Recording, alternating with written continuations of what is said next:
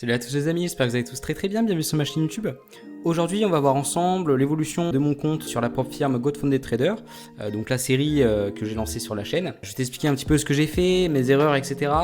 Et comme tu le vois déjà, voilà, ça se passe pas bien du tout. Honnêtement, j'ai fait beaucoup d'erreurs, beaucoup de maladresses, mais j'ai également beaucoup appris durant cette période-là qui était compliquée pour moi.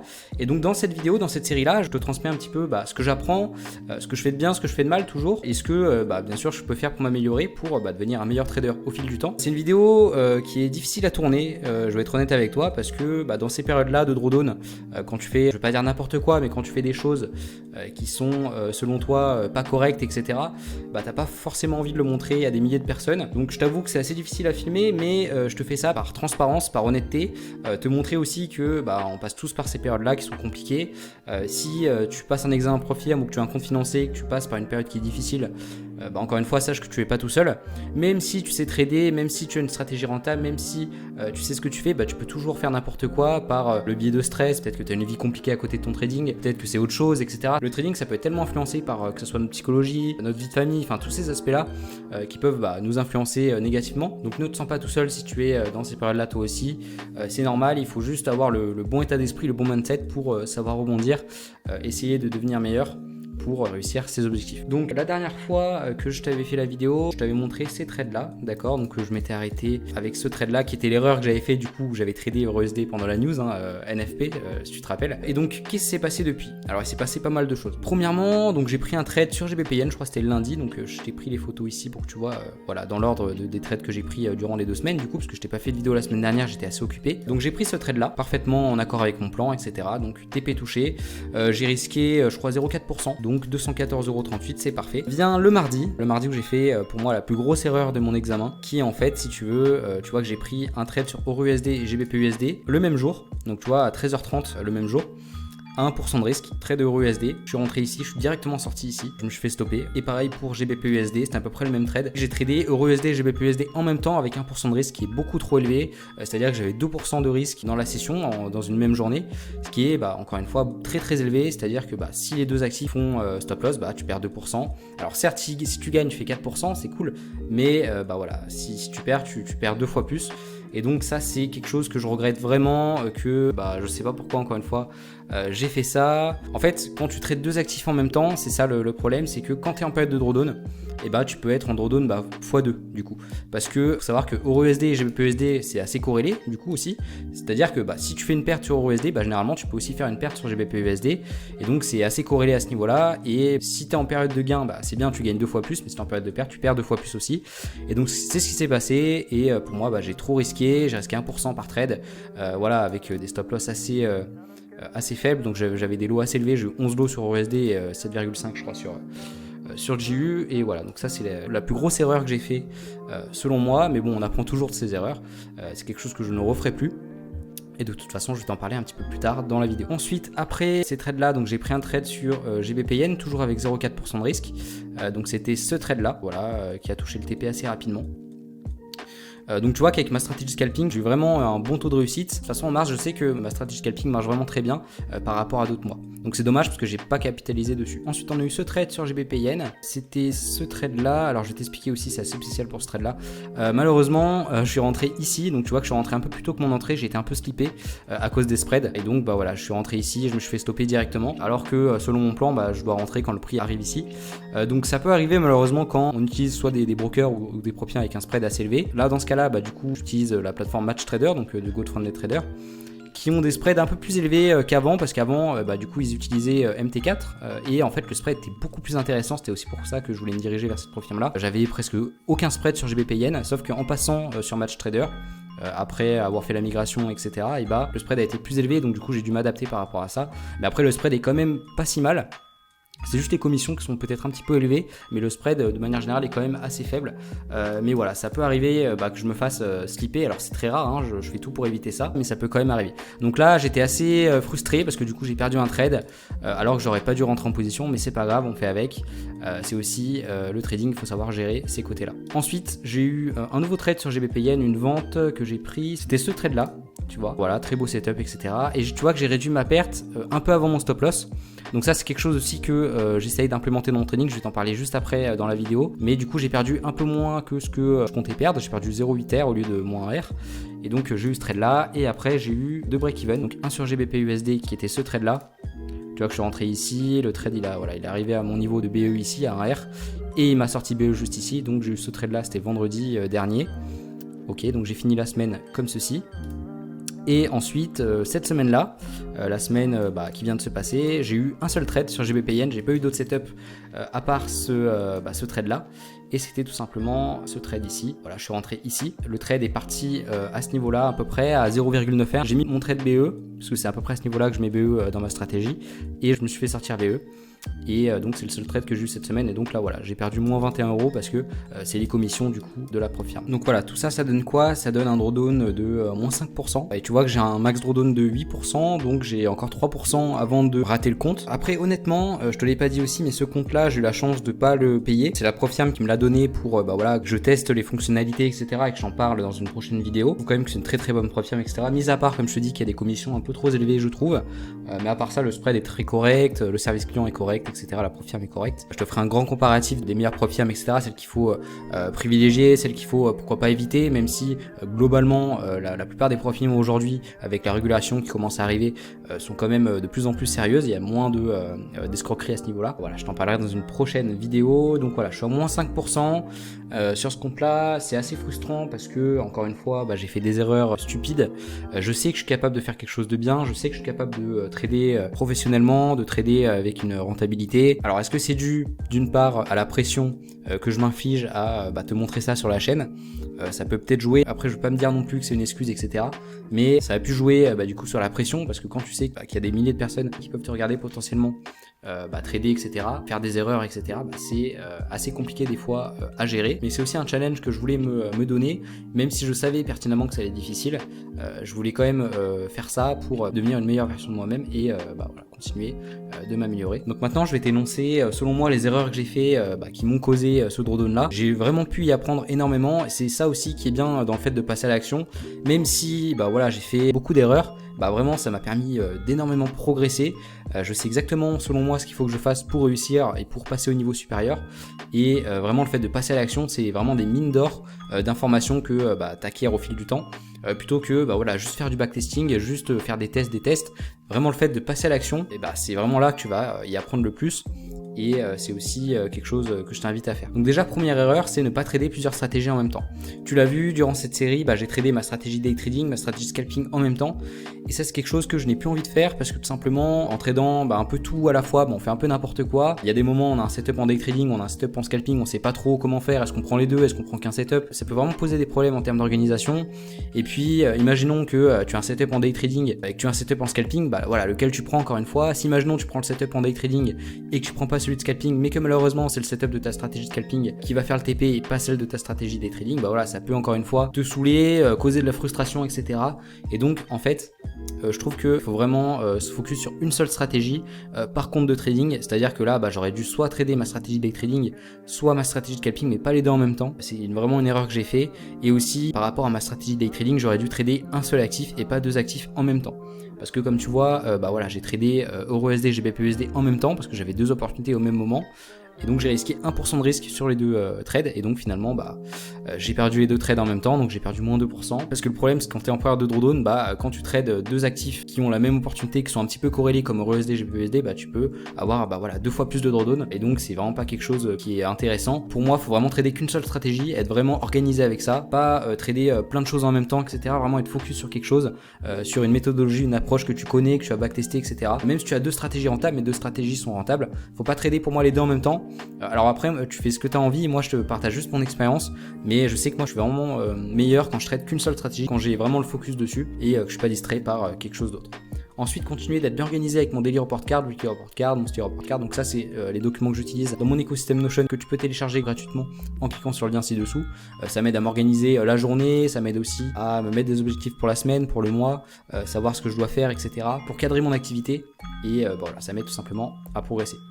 Également, ne pas trader avant ou pendant une grosse annonce économique, couper mon trade en profit ou en perte avant une annonce économique majeure. Donc ça, c'est par rapport à l'erreur que j'ai fait sur mon trade sur EURUSD où j'étais en profit de 1,5R, je crois. J'aurais pu clôturer en profit, mais non, j'ai attendu l'annonce, donc je suis sorti BE, mais ça m'a slippé, donc je suis perdu en légère perte.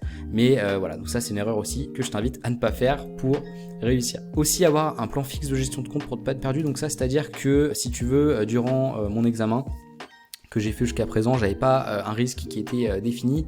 C'est-à-dire que, voilà, encore une fois, j'ai tradé à un moment EURUSD, GBPUSD en même temps, j'avais 2% de risque en une même journée, alors que j'ai pas envie de risquer 2% sur une même journée, pour moi c'est beaucoup trop. Donc j'avais pas vraiment de plan, si tu veux, fixe et vraiment très précis à suivre en termes de gestion de risque. Pareil, sur ma stratégie day trading, je risquais 1%, sur ma stratégie scalping 0,4%. Il n'y avait pas vraiment de plan global, si tu veux, dans ma manière de faire, il n'y avait pas vraiment de choses qui sont fixes, et donc en fait, finalement, mes statistiques ne veulent rien dire parce que, en termes de risque, en termes de gestion de compte, j'ai fait un peu n'importe quoi, j'ai fait un peu 1%, 0,4%, et au final ça veut plus rien dire.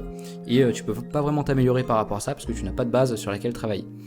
Donc ça c'est aussi quelque chose que je t'invite à faire, vraiment trader une stratégie, avoir un plan de gestion de risque qui est fixe, savoir qu'est-ce que tu dois risquer en fonction de l'évolution de ton compte. Par exemple, je sais pas, de 1 à 3% tu risques 1%, ensuite à plus de 3% tu risques, je sais pas, 1,25 ou 1,5%, mais vraiment avoir quelque chose d'écrit, avoir quelque chose de carré et pas faire n'importe quoi. Également aussi, à partir de maintenant, dans la suite de cette série là, comme je te l'ai dit juste avant, je vais me focus sur une seule stratégie. Et j'ai décidé de me focus sur ma stratégie de scalping pour cet examen-là, parce que au final c'est la stratégie que je maîtrise le mieux, même si les deux stratégies sont rentables. Et ce que je te conseille, si imaginons tu as deux stratégies, comme je te l'ai dit juste avant, c'est de trader ta stratégie sur un compte de trading, puis trader une autre stratégie sur un autre compte de trading et pas trader les deux en même temps. Pour continuer, donc faire attention le lundi avec ma stratégie scalping, parce que j'ai remarqué que le lundi, généralement c'était un peu moins performant. Donc c'est à dire que le lundi, si j'ai pas vraiment de setup qui m'intéresse, etc., je ne force pas, j'attends le lendemain et c'est comme ça que je peux avoir de bons résultats. Également, donc respecter mes règles et ma table de gestion de risque, donc notamment un trade par jour maximum, 3 trades par semaine maximum et 12 trades par mois maximum. Donc voilà, comme ça c'est carré, je respecte ça et je n'ai pas de questions à me poser. Également, ce que j'ai envie de faire, c'est faire entre 30 minutes et 1 heure de backtesting par jour sur FX Replay. En prenant des notes pour m'améliorer, donc ça c'est déjà quelque chose que j'ai commencé à faire et ça me permet vraiment de savoir ce que je dois faire dans mon trading pour passer au niveau supérieur, que ce soit par exemple moins trader le lundi, plus confiant quand je prends des setups, m'entraîner tous les jours pour repérer de la meilleure façon mes setups, les trader de la meilleure manière, mieux manager mon risque, etc. Et donc ça c'est quelque chose que je te conseille de faire un entraînement de une demi-heure, 1 heure de backtesting sur FX Replay ou un autre logiciel si tu as envie, pour constamment t'entraîner à repérer ton edge, à trader ton edge, pour que tu deviennes simplement un meilleur trader. Donc ça c'est vraiment les 12 erreurs que j'ai remarquées durant cette série qui m'ont causé ce drawdown là et donc qu'il faut pas que je refasse je t'invite aussi à prendre des notes parce que c'est aussi ça l'intérêt que je fasse cette série de vidéos, c'est que grâce à moi tu peux aussi apprendre de mes erreurs sans les faire, donc ça c'est cool et donc ça peut aussi t'aider dans ton trading. Et donc je t'ai parlé aussi de ma table de risque que je vais respecter à présent. Tu vois que de 0 à 4% je vais risquer 1%, de 0 à moins 10% aussi 1%, et plus de 4% je risque 1,5%. Donc ça c'est vraiment le risque que je vais respecter à partir de maintenant. Donc j'ai vraiment quelque chose de carré avec ma stratégie de scalping, juste cette stratégie là pour ce compte là. Et voilà, je pars pas dans tous les sens, je trade un trade par jour maximum, 3 trades par semaine, 12 trades par mois et je ne force rien, je prends les meilleurs setups. C'est comme ça que j'espère que je vais rattraper ce drawdown. Aussi je voulais te montrer que je fais beaucoup de backtesting en ce moment sur FX Replay, c'est vraiment la plateforme que je te recommande, c'est super top. C'est vraiment comme TradingView, tu peux prendre des ordres, etc. Tu peux gérer tes positions comme si tu étais en trading live. C'est vraiment intéressant et ça te permet d'analyser en profondeur tes datas et vraiment de t'améliorer. Donc là voilà, j'ai fait un backtesting je crois de décembre, si je dis pas de bêtises, décembre jusqu'à mars, et avec 1% de risque je crois, je suis arrivé à 8%. Donc tu vois que ma stratégie fonctionne, que j'ai aucune raison de pas être rentable. Il faut vraiment que je m'organise plus, il faut vraiment que je sois plus carré dans mon travail, que je fasse pas n'importe quoi, que je traite pas de stratégie en même temps, que je sois focus à risquer le même pourcentage de risque, à respecter mon plan de manière stricte, et ça devrait le faire. Et donc pour ma stratégie de scalping aussi, je t'en ai pas parlé, mais j'ai un risque management assez particulier. Donc imaginons que ça c'est mon trade, d'accord? Donc je rentre ici. Qu'est-ce que je fais dès que je rentre en position? Je déplace directement mon stop loss à ce niveau-là pour en fait réduire ma perte maximum. C'est-à-dire que si imaginons le trade, il part ici, il me stoppe ici, je sors ici, ça m'évite de sortir ici, du coup j'économise un petit peu de profit en fait. Et en fait je sors à 0,8R parce qu'en fait ce niveau-là, ça correspond à moins 0,8 et ce niveau à -1. Donc en fait j'économise des pertes en déplaçant mon stop ici, parce que j'ai remarqué que dans mes testings, quand le prix arrive à ce niveau là, à -0,8, -0,7 R, il y a voilà 90-95% de chances qu'il touche mon stop loss. C'est vraiment très rare que le prix arrive à ce niveau là et puis reparte à la hausse, toucher mon TP. Et donc c'est quelque chose que j'ai mis en place, et c'est quelque chose aussi que je mettais en place à l'époque où j'avais passé mon examen MyForexOnde. Ça m'avait vraiment aidé à gérer mes pertes, parce que je perdais moins que ce que je risquais à chaque fois, et donc ça m'aidait à avoir une courbe qui montait assez fluidement. Et donc c'est quelque chose que j'ai envie de remettre en place dans mon trading, dans ma stratégie scalping. Et il y a aussi quelque chose que je fais, si imaginons je rentre ici, toujours, le prix part en ma faveur, et je suis à 0,5 R ici, qu'est-ce que je fais? Je déplace mon stop loss à ce niveau-là pour tout simplement avoir un ratio de 2. Donc c'est-à-dire que si imaginons le prix il est à 0,5 R ici, il repart ici vers mon stop loss, je sors ici, ça m'évite de prendre encore une fois une perte complète. En perdant ça, je perds juste ça, et encore une fois ça m'aide à gérer mon risque, c'est-à-dire que je perds 0,5 au lieu de perdre 1 R. Ça me permet en fait, si tu veux, même si j'ai des ratios de 1, quand même d'avoir des ratios qui sont intéressants, parce que assez souvent le prix quand même il part à 0,5 R, mais si je me fais stopper, c'est pas grave, j'ai quand même un ratio de 2, parce que je risque 1 pour gagner 2, même si dès le départ j'ai un ratio de 1. Ok, donc c'est vraiment quelque chose que j'ai envie de faire, quelque chose que je faisais à l'époque quand j'avais passé mon MyForexOnde, et c'est pour ça que je l'avais passé d'ailleurs, parce que je m'étais rappelé, je me suis dit, écoute Paul, pourquoi tu n'as plus les résultats qu'avant?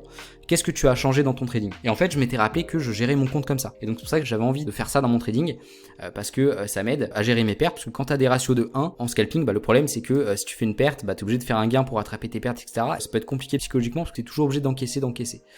Mais en fait, si tu gères bien ta position et que tu réduis ta perte à chaque fois que tu en profites, ou tu réduis ta perte maximum quand le trade part pas en ta faveur, et même si tu as des ratios de 1 ou des ratios qui peuvent être faibles, tu peux augmenter ton profit factor de ta stratégie comme ça, et ça peut être vraiment très rentable sur le long terme. Et tu vois ce que je t'ai dit juste avant sur ma gestion de position, ça se reflète du coup dans mon backtesting. Tu vois qu'au plus je perds 0,8 R, donc moins 800, parce que ma perte complète c'est moins 1000, et vu que je réduis mes pertes à 0,8, moins 800, je perds des fois moins 500, qui est moins 0,5 R. Et en plus, tu vois, ce qui est dommage encore une fois, c'est que ma stratégie de scalping là jusqu'à présent elle cartonne de ouf, parce que en mars je sais que ça marche de ouf, je sais pas pourquoi. En mars, pratiquement toutes les années ça cartonne de ouf. Tu vois que là ça commence ici, regarde, TP, 3 TP, sachant que là en plus il y en a un que j'ai pas rajouté parce que je sais pas, il y a un bug ou quoi que ce soit. Normalement j'ai 4 TP ici, 2 stop loss, 2 TP, c'est une dinguerie quoi. Et là j'ai calculé avec ma gestion de compte, ma gestion de risque, etc. J'aurais pu être à 5-6% déjà si j'avais été focus que sur une stratégie, que celle-ci, ou même ma stratégie de day trading qui est très performante. Mais là en l'occurrence en mars c'est ma stratégie scalping qui marche vraiment. Puis de manière générale je fais beaucoup de performance scalping,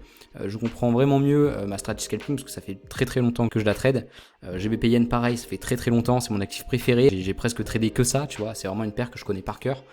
Et donc je sais que j'ai un avantage aussi par rapport à ça. Donc c'est dommage, c'est comme ça, mais ça me prouve aussi que je suis capable de réussir, que je suis capable de faire de grandes choses. Mais c'est que j'ai encore besoin de m'organiser correctement, de pas partir dans tous les sens, et vraiment trader une seule stratégie, avoir une gestion de compte bien précise, une gestion de risque bien précise aussi, et ça devrait vraiment le faire. Donc encore une fois, je redonne de moins 5%, on va essayer de remonter ça ensemble, on verra ce que ça donne les prochaines semaines. Je me mets pas la pression, c'est-à-dire que si je le rate, c'est pas grave, de toute façon encore une fois, je te l'ai dit au début de la vidéo, j'ai pas déboursé un seul centime pour cet examen là, mais pour l'ego aussi un petit peu, j'aimerais quand même remonter ce drawdown là. Ce que je veux juste pas faire, et ce que j'ai pas fait jusqu'à présent, je suis content, c'est pas avoir de mauvaises habitudes type voilà, je suis en drawdown, je vais risquer 2-3%, je vais essayer de remonter le plus vite possible. Mais ça c'est des mauvaises habitudes que j'ai pas envie d'avoir, c'est-à-dire que je veux pas remonter le plus vite possible, je veux remonter lentement mais sûrement avec un trading qui est professionnel, faire les choses correctement et pas créer de mauvaises habitudes parce que je sais que ça sert à rien sur le long terme. Donc hâte de voir ce que ça donne la semaine prochaine et puis les semaines qui vont suivre. Et de toute façon je te ferai un débrief pour voilà, te montrer tout ça, mes erreurs, ce que j'ai fait de bien, ce que j'ai fait de mal, et on progressera comme ça ensemble toutes les semaines. Après voilà, faut rester positif, faut se dire que j'ai pas besoin non plus de beaucoup de TP pour rattraper ce drawdown là, que avec 3-4 TP j'ai rattrapé presque l'entièreté de mon drawdown. Donc faut vraiment dans ces périodes là rester positif, avoir la tête froide, essayer toujours d'avoir